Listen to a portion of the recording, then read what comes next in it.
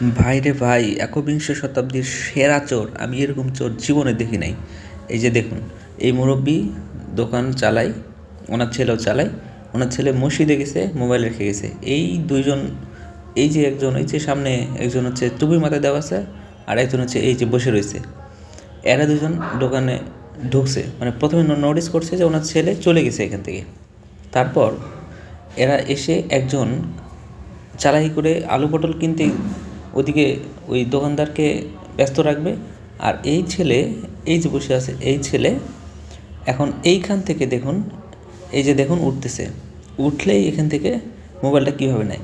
এটা একটা পুরো ব্যস্ত রাস্তা, রাস্তার পাশে অসংখ্য দোকানও আছে। কীভাবে মোবাইলটা নেয় দেখুন। এই যে এখন দাঁড়াইছে, এখন এই যে এখানে মোবাইলটা আছে, মোবাইলটা দেখুন কীভাবে ভিতরে হাত ঢুকে নিয়ে নেবে। এই যে দেখুন, ওই যে সামনে টুপিওয়ালার দিকে নোটিস করুন, উনি কীভাবে ওনাকে ব্যস্ত রাখবে, আড়াল করে। আর এদিকে এই এই যে দেখুন, এই যে দেখুন মোবাইলটা নিয়ে নিল, এই যে মোবাইলটা নিয়ে পকেটে নিয়ে নিল। দেখছেন চোর, দেখছেন? এই হচ্ছে চোর, সামনে চলে চলে গেল। উনি কিন্তু খেয়ালই করেন যে এটা সিসিটিভি আছে, এটা স্পষ্ট তাকে দেখা যাচ্ছে চোরকে।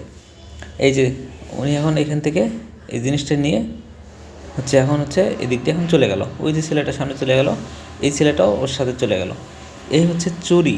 দেখুন, উনি বৃদ্ধ মানুষ বুঝতেই পারে নাই যে চুরিটা কিভাবে হলো।